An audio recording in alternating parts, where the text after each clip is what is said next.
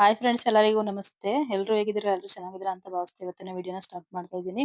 ಗುರುವಾರದ mini ವ್ಲಾಗನ್ನ ಇವತ್ತಿನ ವಿಡಿಯೋದಲ್ಲಿ upload ಮಾಡ್ತಾ ಇದ್ದೀನಿ. ನೈಟೇ ಪಾತ್ರೆನೆಲ್ಲ ತೊಳೆದು ಗ್ಯಾಸ್ ಎಲ್ಲ ಕ್ಲೀನ್ ಮಾಡಿ ಇಟ್ಕೊಂಡ್ಬಿಡ್ತೀನಿ. ಯಾಕಂದ್ರೆ ಬೆಳಗಿನ ಜಾವ ಬೇಗ ಎದ್ದು ಚಳಿಲಿ ಅಡುಗೆ ಮಾಡೋದಕ್ಕಾಗಲ್ಲ. ಮಕ್ಳಿಗೆ ಸ್ಕೂಲ್‌ಗೆ ಲಂಚ್ ಬಾಕ್ಸ್‌ಗೆಲ್ಲ ಟಿಫನ್ ಮಾಡೋದಕ್ಕಾಗಲ್ಲ ಅಂತ ಅಂದ್ಬಿಟ್ಟು ಈ ರೀತಿ ಮಾಡ್ಕೊತೀನಿ ಫ್ರೆಂಡ್ಸ್ ನಾನು. ಈಗಂತೂ ಮಳೆ, ಚಳಿ ವಾತಾವರಣ ಕೋಲ್ಡ್ ಇರೋದ್ರಿಂದ ಬೆಳಗಿನ ಜಾವ ತಣ್ಣೀರ್ ಪಾತ್ರೆ ಗೀತ್ರೆ ಎಲ್ಲ ತೊಳೆಯೋದಕ್ಕೆ ಆಗಲ್ಲ. ಅದರಿಂದ ನೈಟ್ ಹೊತ್ತು ಸ್ವಲ್ಪ ಈ ರೀತಿ ಪಾತ್ರೆ ಎಲ್ಲ ಕ್ಲೀನ್ ಮಾಡ್ಕೊಂಡ್ರೆ ಬೆಳಿಗ್ಗೆ ಎದ್ದು ನಮ್ಗೆ ಕೆಲಸ ಮಾಡ್ಕೊಳ್ಳೋದಕ್ಕೆ ಈಸಿ ಆಗುತ್ತೆ. ನಾನಿವತ್ತಿನ ಟಿಫನ್ ಬಂದು ಮೊಸರು ಒಗ್ಗರಣೆ ಮಾಡ್ತಾ ಇದ್ದೀನಿ ಫ್ರೆಂಡ್ಸ್. ಮೊಸರು ಸ್ವಲ್ಪ ಜಾಸ್ತಿ ಇತ್ತು ಮನೆಯಲ್ಲಿ. ಈಗ ಹುಳಿ ಬಂದ್ಬಿಡುತ್ತೆ. ಫ್ರಿಡ್ಜಲ್ಲಿ ಇಟ್ಟಿದ್ರು ಅಷ್ಟೇ ಕೆಟ್ಟೋಗುತ್ತೆ. ಹಾಗೇನೆ ಈಗ ಮೊಸರು ಮಜ್ಜಿಗೆ ಜಾಸ್ತಿ ತಿನ್ನೋದಕ್ಕೆ ಇಷ್ಟಪಡಲ್ಲ. ಸ್ವಲ್ಪ ವೆದರ್ ಕೋಲ್ಡ್ ಇರೋದ್ರಿಂದ. ಬೇಸಿಗೆನಲ್ಲಾದ್ರೆ ಮೊಸರು ಮಜ್ಜಿಗೆ ಎಲ್ಲ ಖಾಲಿ ಆಗುತ್ತೆ. ಫ್ರಿಡ್ಜಲ್ಲಿ ಮೊಸರು ಮಜ್ಜಿಗೆನೆ ಹುಡುಕ್ತಿರ್ತೀವಿ. ಆದ್ರೆ ಈಗ ಸ್ವಲ್ಪ ಥಂಡಿ ಕಾಲ ಆಗಿರೋದ್ರಿಂದ ಮೊಸರನ್ನ ಅಷ್ಟು ಇಷ್ಟಪಡಲ್ಲ. ಯಾರು ತಿನ್ನೋದೇ ಇಲ್ಲ. ಹಾಗೆ ಇರುತ್ತೆ ತಂದ್ರು ಕೂಡ. ಅದಕ್ಕೋಸ್ಕರ ನಾನು ಮೊಸರು ಒಗ್ಗರಣೆ ಮಾಡ್ಕೊತಾ ಇದ್ದೀನಿ ಫ್ರೆಂಡ್ಸು. ಈ ಮೊಸರು ಒಗ್ಗರಣೆ ಮಾಡೋದಕ್ಕೆ ಬಾಣ್ಲಿ ಇಟ್ಕೊಂಡು, ಬಾಣ್ಲಿ ಕಾಯ್ದ ನಂತರ ಎಣ್ಣೆ ಹಾಕೊಂಡು, ಸಾಸಿವೆ ಮತ್ತೆ ಜೀರಿಗೆ ಹಾಕೊಂಡು, 1 ಇಲ್ಲ 2 ಈರುಳ್ಳಿ ಕಟ್ ಮಾಡಿ ಹಾಕೊಂಡಿದ್ದೀನಿ.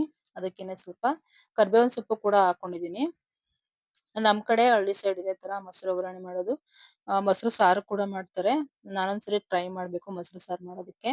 ಈಗ ನಾನು ಹಸಿಮೆಣಸಿನಕಾಯಿ ಹಾಕೊಳ್ಳೋದಿಲ್ಲ ಫ್ರೆಂಡ್ಸ್ ಇದಕ್ಕೆ. ಒಣಮೆಣಸಿನಕಾಯಿ ಒಂದ್ 3 ರಿಂದ 4 ಒಣಮೆಣಸಿನಕಾಯಿಯನ್ನ ಖಾರಕ್ಕೆ ಮುರ್ದು ಹಾಕೋತೀನಿ.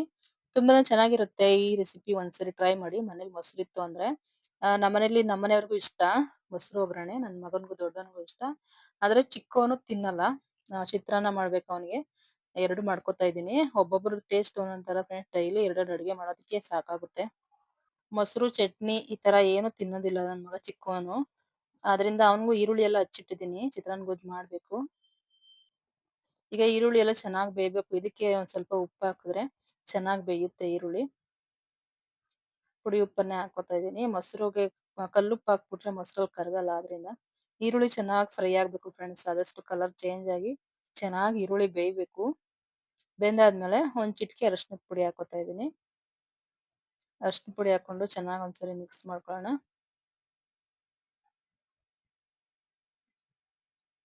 ಜಾಸ್ತಿ ಅರಶಿನ ಕೂಡ ಹಾಕೋದಿಕ್ ಹೋಗ್ಬಾರ್ದು. ಸ್ವಲ್ಪ ಹಾಕ್ಬೇಕಷ್ಟೇ. ಒಂದ್ ಚಿಟಿಕೆ ಅಷ್ಟು ಅರಶಿನ ಅಷ್ಟೇ ಹಾಕ್ಬೇಕು. ನಾನು ಇಲ್ಲಿ ಒಂದು ಅರ್ಧ ಲೀಟರ್ ಮೊಸರು ಮಾಡ್ಕೊತಾ ಇದ್ದೀನಿ. ಅರಿಶಿನ ಎಲ್ಲ ಹಾಕೊಂಡಾದ್ಮೇಲೆ ಗ್ಯಾಸನ್ನ ಆಫ್ ಮಾಡ್ಬಿಟ್ಟು ಮೊಸರನ್ನ ಹಾಕೋಬೇಕು. ಮೊಸರು ಹಾಕೊಂಡ್ಮೇಲೆ ಸ್ವಲ್ಪ ನೀರನ್ನ ಹಾಕೊಂಡು ಚೆನ್ನಾಗಿ ಸ್ವಲ್ಪ ಸ್ವಲ್ಪ ಗಟ್ಟಿಗೆ ಇದು ಟೇಸ್ಟ್ ಇರುತ್ತೆ. ಆದಷ್ಟು ಸ್ವಲ್ಪ ತೆಳ್ಳಗಿದ್ರೆ ಅಷ್ಟು ಟೇಸ್ಟ್ ಬರಲ್ಲ. ಗಟ್ಟಿಗೇನೆ ಇರ್ಬೇಕು. ಇದು ಮುದ್ದೆಗೂ ಕೂಡ ಆಗುತ್ತೆ. ಸ್ವಲ್ಪ ಈಗ ಇನ್ನೊಂದ್ ಸ್ವಲ್ಪ ಉಪ್ಪು ಹಾಕೋತಾ ಇದ್ದೀನಿ ಮೊಸರಿಗೆ. ಅದ್ರ ಜೊತೆಗೆ ಕೊತ್ತಂಬರಿ ಸೊಪ್ಪು ಕೂಡ ಹಾಕೋತಾ ಇದ್ದೀನಿ. ಎಲ್ಲವನ್ನು ಮಿಕ್ಸ್ ಮಾಡ್ತಾ ಇದ್ದೀನಿ ಈಗ. ಈರುಳ್ಳಿ ಜೊತೆಗೆ ಮೊಸರನ್ನೆಲ್ಲ ಮಿಕ್ಸ್ ಮಾಡ್ತಾ ಇದ್ದೀನಿ. ಉಪ್ಪೆಲ್ಲನು ನೀಟಾಗಿ ಕಲಸ್ಕೊಂತಾ ಇದ್ದೀನಿ.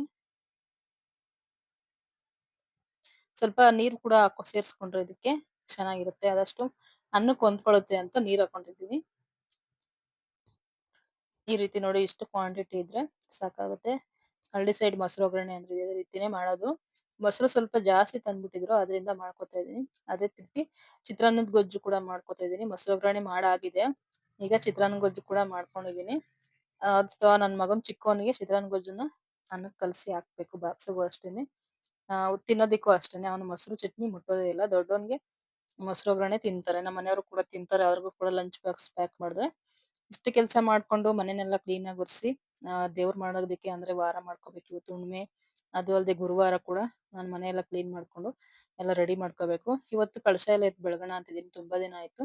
ಹಾಗೆ ಬಾಕ್ಲೆಲ್ಲ ತೊಳೆದು ಹೊಸದೆಲ್ಲ ತೊಳೆದು ಒಂದು ರಂಗೋಲಿ ಹಾಕೊಂಡು ಹೊಸದು ಕೂಡ ಅರಿಶಿನ ಕುಂಕುಮ ಎಲ್ಲ ಹಾಕೊಂಡಿದ್ದೀನಿ ಫ್ರೆಂಡ್ಸ್. ವೈಟ್ ಪೇಂಟ್ ಹೊಡೆದಿರೋದ್ರಿಂದ ಅಷ್ಟು ನೀಟಾಗಿ ಕಾಣಲ್ಲ ಅಂದ್ಬಿಟ್ಟು ಸ್ವಲ್ಪ ಅರಿಶಿನ ಹಾಕಿದ್ದೀನಿ ಕೆಳಗಡೆಗೆ. ಮತ್ತೆ ತುಳಸಿ ಗಿಡ ಸ್ವಲ್ಪ ಹಳೇದಾಗಿತ್ತಲ್ಲ ಅದರಿಂದ ಕಿತ್ತಾಕ್ಬಿಟ್ಟು ಹೊಸದು ಹಾಕಿದೀನಿ. ನಾನು ಇವಾಗ ವಾಸ್ತು ಗಿಡ ಹಾಕೊಂಡಿದೀನಿ. ವಾಸ್ತು ಗಿಡನ ಇಟ್ಟು ಪೂಜೆ ಮಾಡೋಣ ಅಂದ್ಬಿಟ್ಟು ಇಷ್ಟ್ ದಿನ ಇಟ್ಟಿರ್ಲಿಲ್ಲ. ಇತ್ತು ಆದ್ರೆ ಇಟ್ಟಿರ್ಲಿಲ್ಲ. ಇವತ್ತಿಂದ ಇಟ್ಕೋತೀನಿ.